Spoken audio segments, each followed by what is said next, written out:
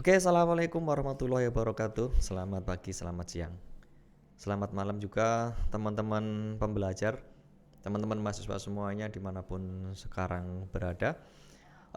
Hari ini kita lanjutkan kembali untuk materi podcast kita di mata kuliah CRM ya, di mata kuliah Customer Relationship Management.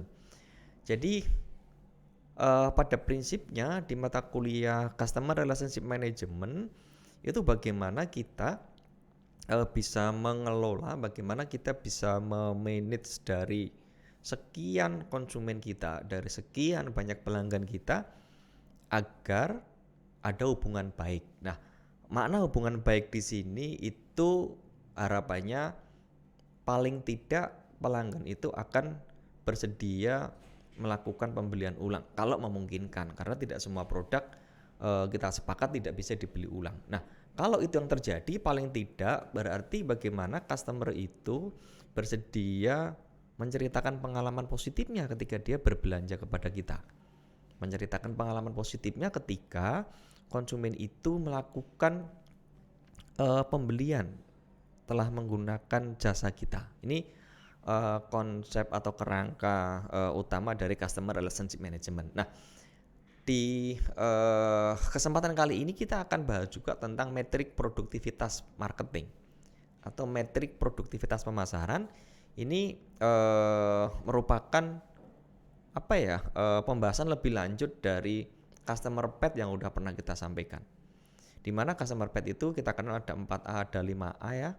Yang menjadi perbedaan antara 4A dan 5A itu adalah customer path di era yang belum terkoneksi disebut dengan 4A, dan customer path di era yang udah terkoneksi disebut dengan 5A.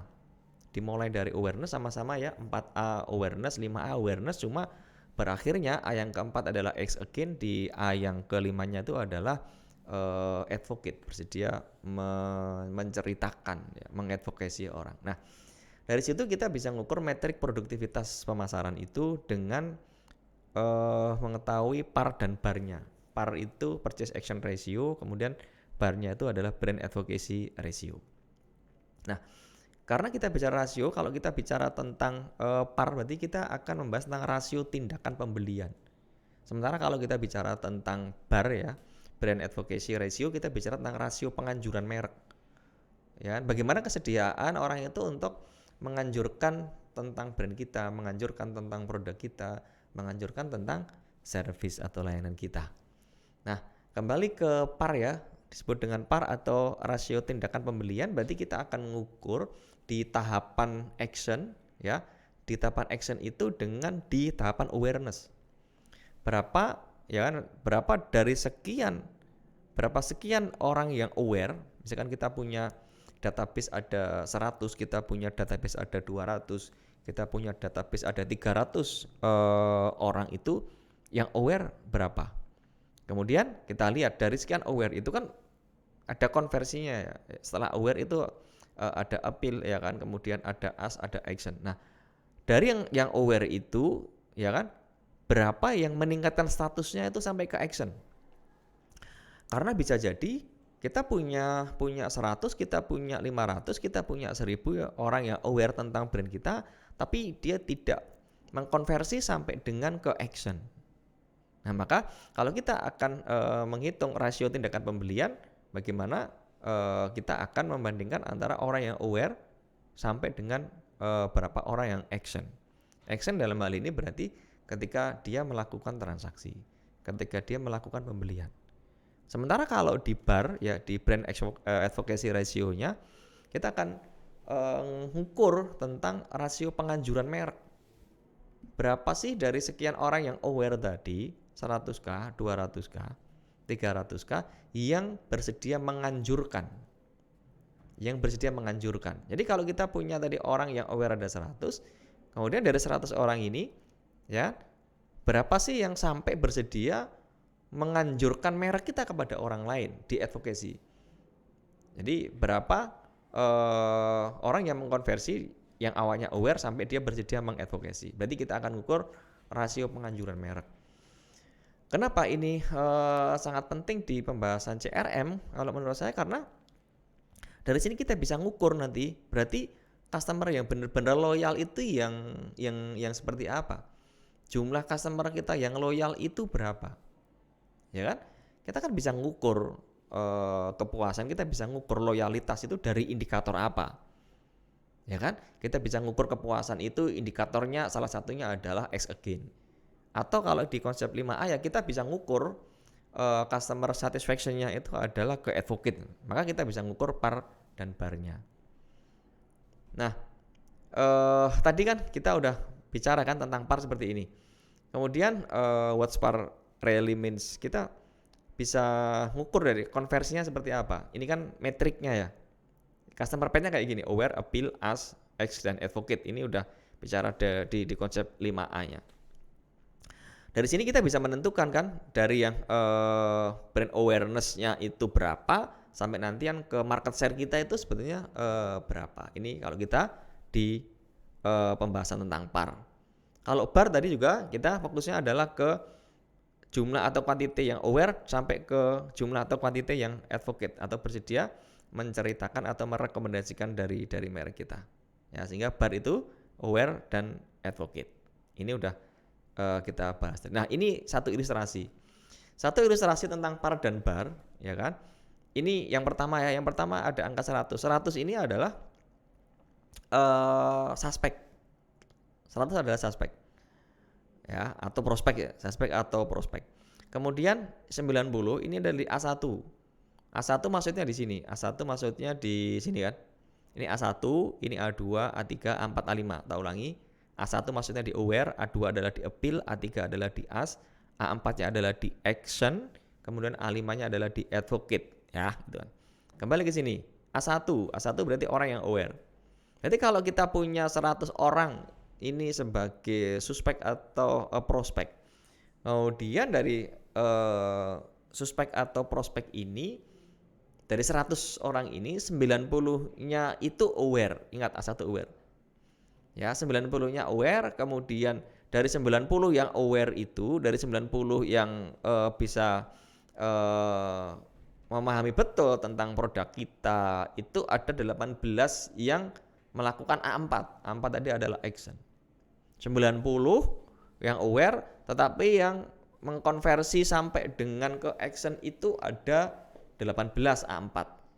Kemudian dari 18 itu, dari 18 yang melakukan action pembelian salah satunya, yang bersedia sampai ke A5, A5 adalah advocate, yang bersedia menceritakan, yang bersedia menyampaikan tentang brand kita, yang bersedia menceritakan pengalaman positifnya ketika berbelanja dengan kita itu hanya ada 9.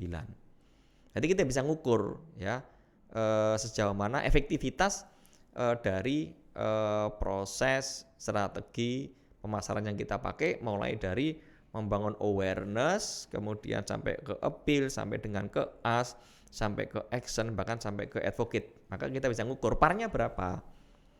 Ya, dari par itu kan kita ngitung rasio antara aware sama action. Jadi cara ngukurnya gimana tadi? Actionnya adalah 18 per 90 adalah orang yang aware, ketemunya 0,2. Parnya adalah 0,2. Sementara barnya rasio antara advocate sama aware. Di sini ya, di A5 ingat ini adalah advocate, ya kan? Advocate-nya A5 9 dibagi dengan aware-nya di A1, sehingga ketemulah di barnya adalah 0,1. Nah, terus apa yang mesti kita lakukan ketika kita ingin meningkatkan di tahapan yang pertama di loyalty-nya itu kan, di loyalitasnya itu kan. Berarti di sini kan kita mesti fokusnya adalah ke bagaimana mengkonversi dari tahapan pertama A1 ke A2. A1 A2, A1 adalah aware, A2-nya adalah appeal. Caranya berarti ya, caranya kita mesti tingkatkan daya tarik. Karena untuk merubah statusnya yang hanya sekedar yang hanya yang hanya aware tok, tapi kalau nggak didukung dengan daya tarik tertentu, ya dengan positioning yang kuat misalkan, karena positioning itu kan magnet yang harus punya daya tarik. Nah, maka nanti akan kecil. Untuk mengkonversi sampai ke appeal itu peluangnya atau opportunity-nya itu kecil atau rendah. Maka kita harus tingkatkan daya tarik. Terus berikutnya di tahap yang kedua ya, di loyalty bar-nya itu, kalau kita udah sampai ngukur di tahapan yang kedua, ya kan, kita akan membandingkan antara appeal dan ask. Jadi orang yang udah mulai ada ketertarikan, tapi bagaimana orang ini, ya kan, bersedia untuk mencari informasi lebih dalam tentang produk kita. Bagaimana prospek ini bersedia untuk menggali informasi lebih dalam tentang produk kita, tentang layanan kita. Berarti ask. Berarti kita harus menyediakan media-media di mana mereka akan bertanya. Kita harus menyediakan media-media di mana orang akan dengan mudah menemukan tentang cerita produk kita. Dengan mudah orang akan menemukan cerita dari servis atau dari layanan kita. Ya, maka kita harus optimalkan keingintahuan. Misalkan di online review, kemudian di ratingnya, atau kita optimalkan di website, atau kita optimalkan informasi-informasi produk kita itu dengan menggunakan media-media sosial atau dengan menggunakan email marketing, misalkan seperti itu. Ini yang kedua. Yang ketiga, di tahapan yang ketiga, kita akan membandingkan antara orang tadi yang sudah bersedia untuk menggali informasi tentang produk, tentang layanan kita, sampai akhirnya dia memutuskan harus beli A, harus beli B, harus beli C. Antara ask dan action, antara ask dan X. Nah, berarti dari di sini strategi yang bisa kita lakukan adalah meningkatkan komitmen. Karena tahu tok nggak cukup, kemudian dia tertarik tok nggak cukup, kemudian nanya-nanya tok nggak cukup, maka kita harus buat satu strategi untuk tingkatkan komitmen. Tingkatkan komitmen di sini bagaimana orang itu bersedia untuk menjadi bagian dari kita. Berarti orang itu bersedia untuk melakukan keputusan pembelian atau minat beli atau bahkan minat beli ulang, ya, repeat buying, repeat order dan seterusnya. Ini ya, berarti kita harus tingkatkan komitmen di tahapan ini. Nah, kemudian di tahapan yang berikutnya, ya kan, ketika orang udah action dan harapannya dia meningkatkan status tertingginya di customer path, yaitu ke advocate. Ya, kalau di 4A kan di ask again, kalau di 5A adalah di advocate. Ini strateginya adalah kita mesti tingkatkan afinitas. Ya, kita tingkatkan afinitas sehingga mereka yang sudah melakukan transaksi, mereka yang sudah menentukan pilihan ke produk kita itu, mereka bersedia untuk mengadvocate, mereka bersedia untuk menceritakan pengalaman positifnya ketika mereka berbelanja pada produk, pada layanan kita. Ini di materi tentang metrik produktivitas pemasaran. Ya, bagi teman-teman nanti yang pengen lebih dalam tentang materi ini, kita akan ketemu di kelas secara offline atau kita akan ketemu kelas secara online. Demikian, kita akan lanjutkan dengan materi yang berikutnya.